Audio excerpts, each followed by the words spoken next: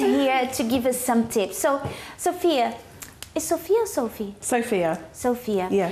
What is it that you can show us, some tips that you can give to us? Basically, what I'm going to show today is we've got here just a little bit of makeup that I put on earlier. So sort of like the smoky eye look, a bit of purple, a bit of black, a little bit of shimmer, just a tiny bit of blush. So I'm literally going to show just how to apply it and obviously what to apply. So if we have a look on... Sophia, just before we go into, you can go doing some things there. I just wanted to ask Sandra, please. Sandra, do we have any views there from Facebook? Oh my gosh. Sandra, what have you done with your face? makeup? What is wrong with your face? What is wrong with your face, Sandra? You got it wrong. Absolutely frightening. I think she needs a few tips from the makeup I artist. think you need some tips, Sandra. I feel confident. You look like a clown. Well, as long as she feels confident, that's the main thing. Hiding behind it. Tell me about I think she put all the mistakes, the 10 mistakes in one place.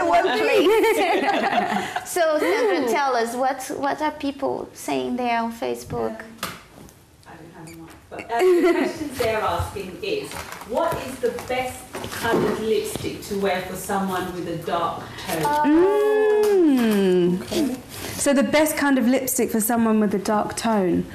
I think they need to go for something more natural looking, but not too natural. Maybe a slight peach, pinky maybe. Peach, nothing too dark. Yeah. Just keep it natural, but not too natural. Just so you can obviously see it and it stands out. It also depends on what eye makeup they're using. Oh, okay. If they've got heavy eyes, you know, for example, the smoky eye. Everybody sort of likes to have the smoky eye. Just go for a natural look on the lips for that one. Nothing too dark, nothing too bright. Otherwise, it's not going to look so good. Yeah. So yeah, that's definitely. So let's go to your tips. Okay. Right. When you're doing the smoky eye, you need to start off with a base. So the base I've used today, this is actually by Avon, which is the light purple that you can see there. Like Avon eyeshadow. Yeah. So you don't always have to use the professional, you know, MAC and Bobbi Brown and things like that. This is just an Avon kit that I've got here, and I've started off with this colour. And they are as good as the others? Yeah, they're perfectly good. You've got Barry M, which is high street, affordable for... Yeah, it's affordable for everybody out there. Boots do, obviously they've got L'Oreal, which is affordable as well. It doesn't always have to be MAC, Bobbi Brown, Clinique and places like that. You have to test it, isn't it? Okay. Yeah, exactly. So everybody can afford makeup. It doesn't have to be the top brand. So there's no harm in having a top brand in your little collection, but you know, you can still afford the high street and stuff like that. So affordable Avon. Yeah, definitely. Avon is affordable, so I do recommend that one as well as others as well. So, but I started off with the purple, what I just showed you. I then went on to, I can open it, this little shimmery dark. No, the dark. The dark one. Yeah, just to like sort of start fading it in. So I've got some on here. This is a MAC 239 brush, which is very good for applying. Don't use your fingers, don't use a cotton bud. A decent brush is good, and you can get cheaper ones as well. It doesn't have to be MAC. So the 239 means it's £2.39? No, unfortunately it's not 239. This is obviously the numbers of the codes for the brushes. You can go online, you can see what they're used for, you know, what the numbers mean and that kind of thing, because they do hundreds of brushes. So if they didn't number them, you wouldn't know obviously which ones to go for. So it means it doesn't cost £2.39 only? It doesn't, unfortunately. For the cheeks, I've used, this is by MAC as well. I don't just use MAC. This is a bronzer. A lot of people will use the bronzer for the full face. You can do that, you don't have to. You can use it for your cheeks. Often I use it for the cheeks, maybe sort of the nose area. It just depends how you want to use it and how you want to look, whether you want to look shimmery or just for your cheeks. So it wouldn't look funny to put all over the face, right? You can, but just try not to do it too heavily. Just a slight, just for like a shimmer, just to stand out. But like I said, you can use it for the cheeks. Can I just ask you, Sophia, because one of our viewers said that they can't find their cheekbones, and they were saying, where'd you put it? Right, okay. Oh, that's a good one. I'm gonna do. This is how I found to find your cheekbones. Yeah. Sort of look down. Yeah. And when you're looking up in the mirror, you can see here, this is what you're aiming for, okay? Okay. You're aiming for down here. Right. A lot of people do this. Don't smile to put your I blusher. smile and put it on the apples. It's the wrong way. And I never wear it. Yeah, no wonder. it's absolutely wrong. Obviously, that's how some people are comfortable applying. But if you look down, Don't look at me today. Like we got it wrong. It's like, oh. Do you think that a face is complete without blush? Because I never ever wear blusher. And I have been told that I should. Yeah. I never ever wear it. Because obviously today, you know, you've got your red lipstick, you've got your gold on your eyes. Blusher would definitely complete your look today. Okay. Definitely would complete our look today. Just not too much, because you've got the red lipstick. You don't want to go overboard with the blusher. Yeah, just if don't go like if I've got a more natural look, do you think I would need, with my shaped face, would I actually need blusher? Even if I was toned down, because I'm on TV now and a bit higher. No, you don't always need blusher, but like you just said, to complete your look, blusher's the way forward, definitely, yeah. But just not too much, because obviously you've got the bright red lips. Okay, we have to move on. Yeah.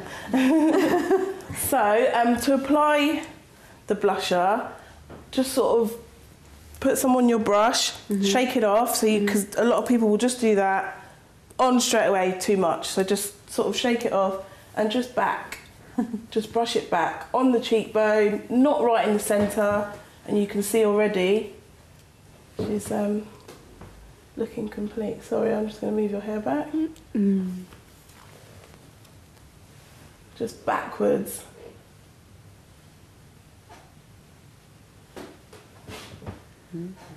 You know, I was just thinking, she said, you have to do like this. I never do this. I don't do it at all.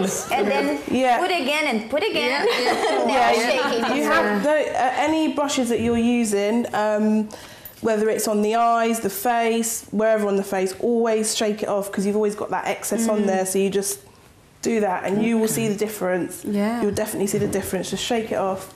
And it's amazing because your brush is so clean. I think a lot of people forget to clean their brushes. Well, right? clean brushes, definitely key. Obviously, I know you're using it on your face, but just clean them, keep them new, fresh. And obviously, there's not old makeup, and then all you're doing, if you don't clean it, you're just applying on top of skin. It's not good for the skin. Definitely not good for the skin. So I'm going to take advantage and ask all the questions that I have. What is the best way to apply the foundation? Finger, sponge? What is the best way? The best way for me, and I would recommend it to a lot of people out there as well, brush. The brush. Foundation brush. Foundation brush. Do you have one foundation brush? I have, I've got a MAC one here.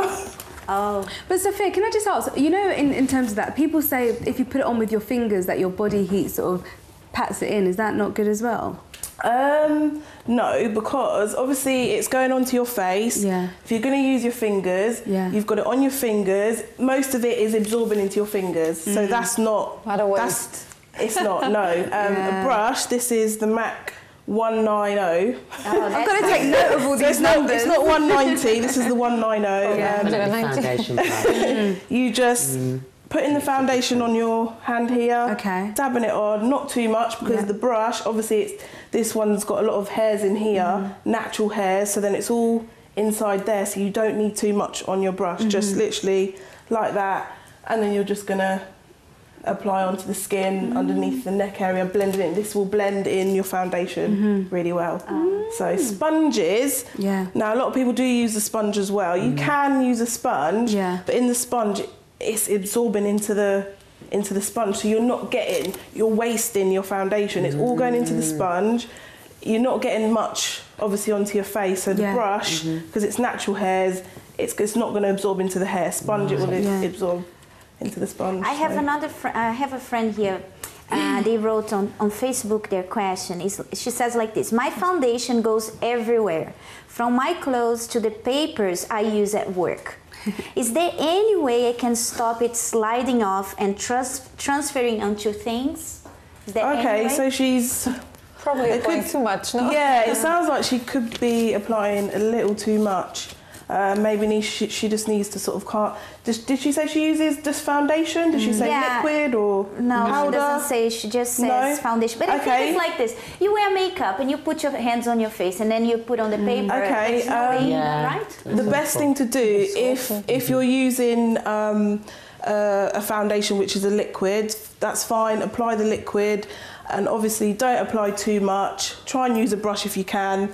If not, then apply it how you would usually apply it.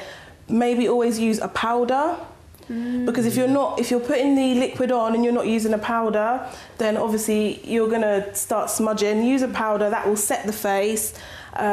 MAC powder is really good because it's got a bit of talc in it, like talcum powder. So that just not dries out the face, but it just sets the face. Oh, so you put it on top of your foundation? Yeah. You don't have to, but if she's got this problem, then it helps a lot when people has oily skin as well. Definitely. Yeah, it just helps set the face. T-zone especially. And your makeup will also last longer. Oh, that's good actually, because you know what I do? I put tights on my head and then I change my clothes. So I'll try your way. God. That's extreme. I do. I do. Now I'm having an idea of Gemma with tights on my head. Exactly. You've got mental pictures. Can I ask you a quick question actually? You know, to do with contouring, because I know that like for a lot of people who have like black or African backgrounds, they've got like big noses and you see all these celebrities and their faces are really thin. Is there a way that I can sort of thin out my face with makeup? That would be through foundation. It will be the liquid foundation. And use 2 different tones. So use your natural tone for your skin, and then maybe a lighter tone. So then what you would do, you'll be focusing on your cheekbones and your nose area. You would put the lighter around your eyes, like just sort of like above your cheekbone, on your nose, and then you will blend your natural tone into it, so then it gives that highlight on your face to try and sort of make your cheekbones more sucked in. So then your face is already going to start looking slimmer. I'm going to try that. It takes a bit of time. But it's all about sort of taking your time, highlighting. It's almost doing like, because I do face painting as well. It's almost like painting a face. Or, you know, it's good to sort of practice on someone as well. Before we do it. Oh, brilliant. Sophia, just one final question, because you know, you came and the time passed like this. It's like I didn't feel it. Dark circles. Most of people here are asking about dark circles. How do we hide them? A lot of people will think of concealer straight away and to put the concealer on first. If you apply your foundation, your liquid foundation first, apply your concealer after the liquid foundation. Don't ever do the concealer. Yeah. It's not always, well, from what I've learned, you don't put the concealer first anyway. This will go, so if you're using liquid, concealer and powder, it will go in the middle. So you'll use the concealer in the middle part. So foundation, concealer under the eyes, blend in the concealer, maybe add a tiny bit more of the liquid foundation and then your powder, and your dark circles won't be there. Do not apply it after the last. That's the wrong thing to do. That's interesting. So here was the smoky eye you did with her. You had 2 other models, right? I did, can you bring her and show us quickly what you did? Yeah, I can. It was the eyebrow. We were concentrating on the eyebrow. If she wants to come over. Show us. Because at the moment, obviously, everybody wants the thick, sort of 3D looking eyebrows. She had quite nice eyebrows anyway. All I did, if you look over here, I just put a little bit of pencil on this one. Okay, if you're drawing on your eyebrows, you're going to focus on the centre, so it has to be level here. You then go to the middle of where your arch is. This is where you should be drawing it, this way, so that's where her arch is, and this is the end. Okay, so a lot of people will do straight across, they will do the arch eyebrow. Wrong thing to do. You need to concentrate here, middle. See, the three things, that's all you need to think of. The centre, the middle and the end. So all I've done is just put a bit of pencil on there, and the best thing to do is to start in the middle and just work your way round. That's interesting. It's good to know. I'll try that. Do you know what I do? I just put my... This is something that you actually can try at home. And try and, once you've put the pencil on, try and use one of these brushes, like a mascara brush, and then just to blend it across, you're just going to take it over like that. And that will give you the finishing touch, because then you're not going to put too much pencil on if you're going to use the brush, because that blends it over. So that's the key thing for the eyebrows. And the next model? Yeah, that was blusher, so I was going to do that on one of you guys. Is it? Oh, do we have time? Well, because I don't ever wear blush, and I want to see if I look different. I wonder if I'm going to... 1 minute. Literally a minute. Shall I come over? Yeah, if you come over. Whilst you do on Samantha, I'll just let you all know at home that if you would like to know more, if you had loads, don't worry, we are live here. She can go, never mind. I'm actually going to have blusher on, my if you word. would like to know more about makeup, and if you have questions... No, you should. Hello, girls. And if you have questions, you can go on our our page on Facebook, right? Which is Gems. A Different Kind of Woman. On Facebook. And then our makeup artist, Sophia, will answer all your questions. I know we had loads of questions. Here's like 10 questions, and we couldn't. We couldn't do it. But Sophie will be able to do that. And on our website, if you would like Sophie to do your makeup, if you're going to get married or something, you can get her contacts as well on our website. And something else that I would like to speak to all of you. It doesn't matter, you know, makeup can help you hide your insecurities, but they are still in there. And makeup can help you overcome insecurities. There are the two sides of things.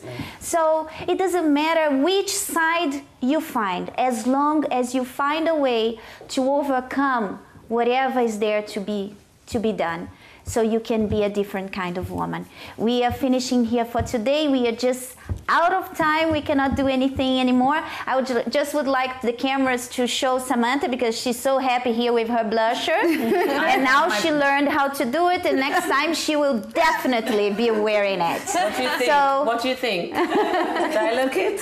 A big kiss to you all. Thank you so much. Next week we'll be back here at the same time. See you next time. Bye-bye.